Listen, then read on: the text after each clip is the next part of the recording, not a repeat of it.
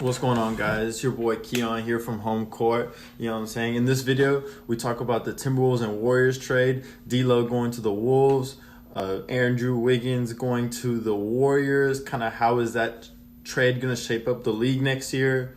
We're going to talk about who won the trade. If you're new, please subscribe to the channel. If you are new, if you're old, whatever you are, smash that like button and drop a comment. Let us know whose side you agree with and who won the deal. Gang. She wanna vibe with me, I told her, little baby, just go ahead and sit down. Ay, she wanna ride with me, I told her, little baby, you just for the click now. Ay, rockstar status my motive. Look how I came in. We're going to get started with the Warriors and Timberwolves trade. So for anybody that doesn't know, the gist of the trade was that the Warriors traded D'Angelo Russell and got back in return Andrew Wiggins and, what was it, one first-round pick? Yeah, I think it was first-round pick. Yeah, one. So what do y'all's takes on that trade? Who do y'all think won the trade? And do you think it'll make a big impact in the league next year? You go ahead, Ollie. I don't know. I think the Timberwolves definitely won the trade, but looking at the Warriors, the trade is more important for the Warriors because they have a higher chance of winning the championship, especially next year after this trade. Mm-hmm. But No, definitely this year.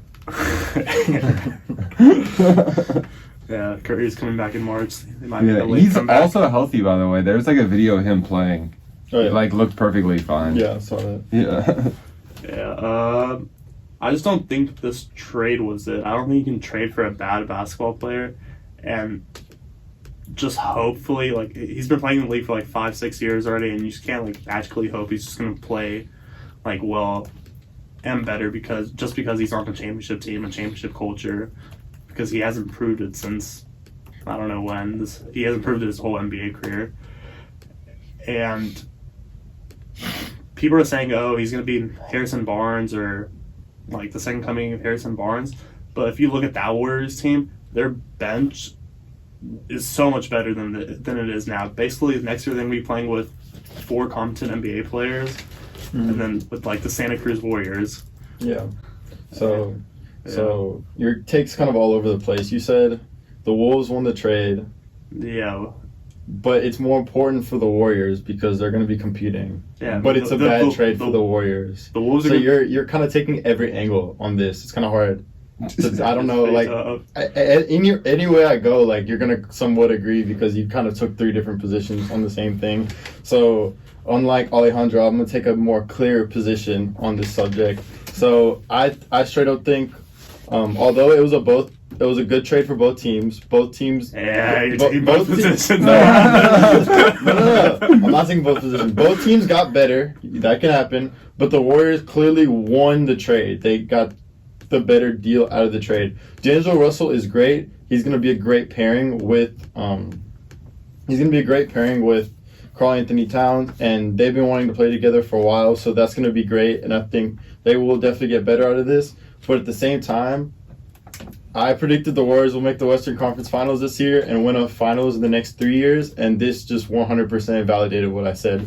To me, I said that with the intention that they will trade D'Angelo Russell for someone, and Andrew Wiggins is the perfect player for that. You're calling this man a bad basketball player, okay? Yes, he is a bad player for the hype he had and for, oh, Andrew Wiggins is going to be the next star. When he got drafted, people were like, oh, this could be the next Kobe. This could be the next best player in the league. If you take him out of that light, out of the best player on his team, and you look at him as a third best player, this man is averaging 23 points, 5 rebounds, 4 assists. Is that a bad basketball player?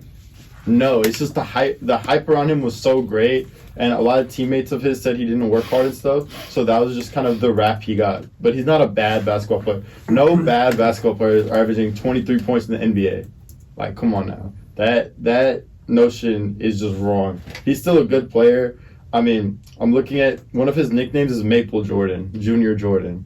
Like, bro, they didn't give him that nickname because he was bad. I thought that's RJ. That's RJ. Nah, that's what it said. Mr. Fantastic. I mean, that's like any Nah, NBA player. I thought RJ was Maple Mama because he's Canadian. But not still. But to get back to the point, he's averaging 23, 5, and 4.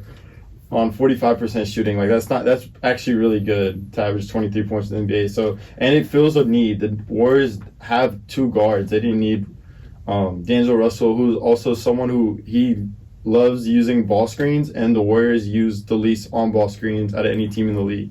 So this is a perfect fit. Now the Warriors got their point guard, Steph, shooting guard, Clay, small forward, athletic wing, Wiggins, which is what they needed. They got Draymond, and then I think they're going to draft a center with their top pick, and they get a pick on top of that.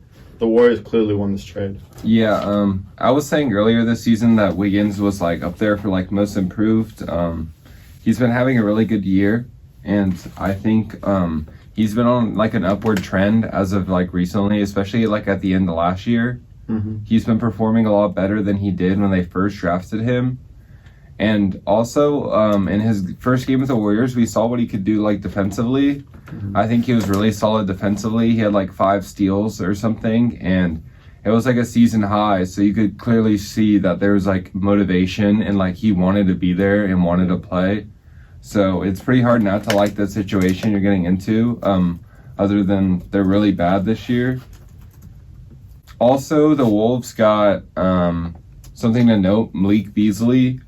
He hit like 6 threes last game, and the Wolves picked up their like first win in a while. Mm-hmm. They scored like 140 something season high Against the Clippers. Yeah, so like you could also stand back and be like, the Wolves also had a great trade.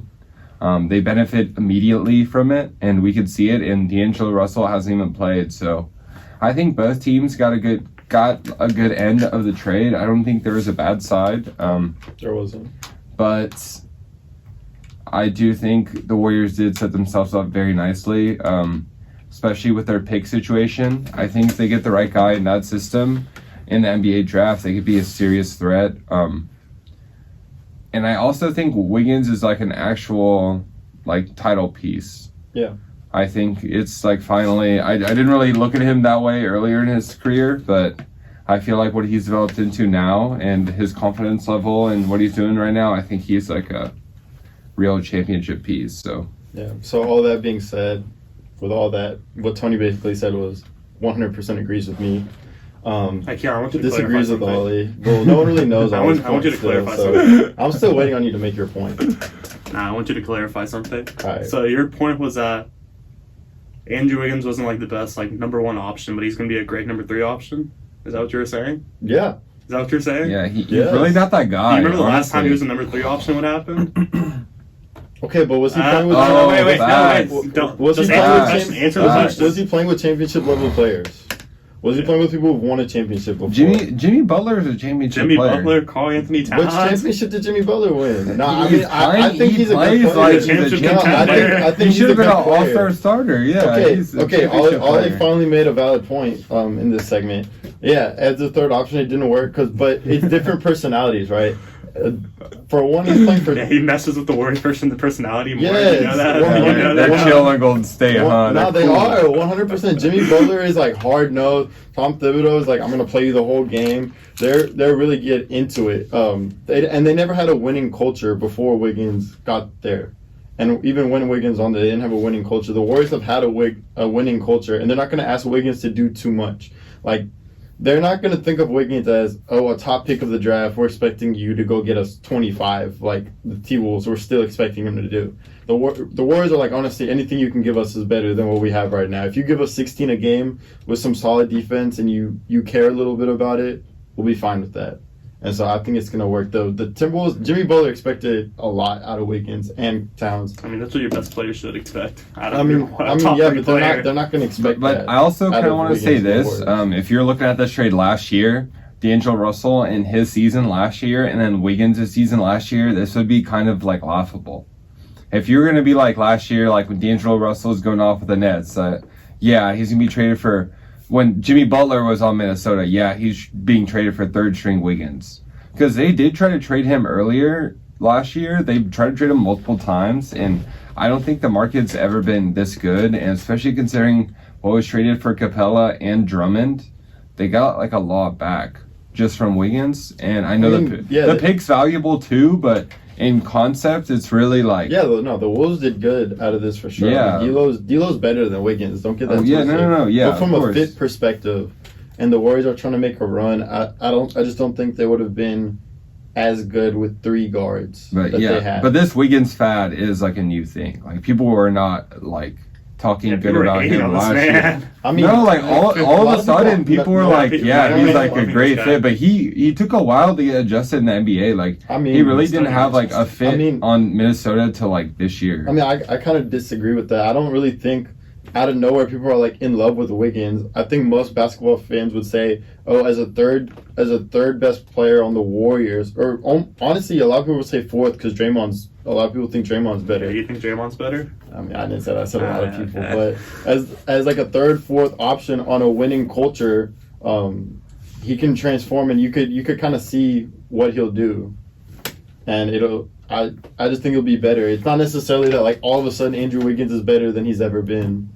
It's that just as that third, fourth option on a championship level team with great coaching and a great culture around them, where he can really just fit in and he doesn't have to try to do too much, and they're not expecting him to be the best player or do too much. I just think in that situation it works. I don't think it's necessarily like, oh, Wiggins is just so much better than he used to be. I think it's also something else we have to note is that the landscape of the NBA has changed since like a few years ago. Since the Warriors were running with Harrison Barnes and that like the Splash Bros. Mhm. The NBA's gone. The Western Conference specifically has just gotten a lot better, a lot bigger too with both Los Angeles teams.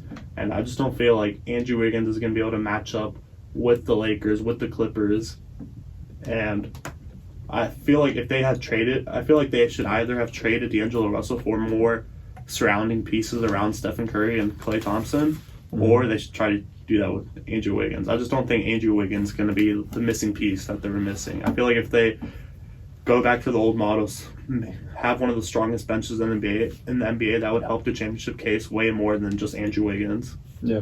It's also Andrew Wiggins has he's owed $30 million for the next year, and they already are over the cap. They won't be able to add much players surrounding these 4 players, and they're gonna have to keep a lot of the same players that they have right now, or add people through the draft. That's true, but I don't think D'Lo's contract was cheap either. I think that's the only. I mean, the No, only yeah, way. Warriors signed him to the max. So. Yeah, the only way you can make stuff work like that, anyways, is because And that's why I was D'Lo saying. had That's a why I was good saying contract. trade him for really good bench players. Yeah. I mean, I don't know. I mean, they have some players. I mean, all their players this year are basically auditioning for the bench. All the players that are playing this They year. could be auditioning for the Santa Cruz Warriors too. I mean, yeah, but just a lot of their players now. I think their bench will be okay. Nothing great, but they don't need their bench to be great. Their starting 5 will be one of the best in the league for sure. Hey, what's up, guys? Hopefully you like watching Homecourt. I'm with my boy Franklin right there. Franklin the Turtle. If you like watching our content and want to see more of us and Franklin, just subscribe and watch any of these videos right there.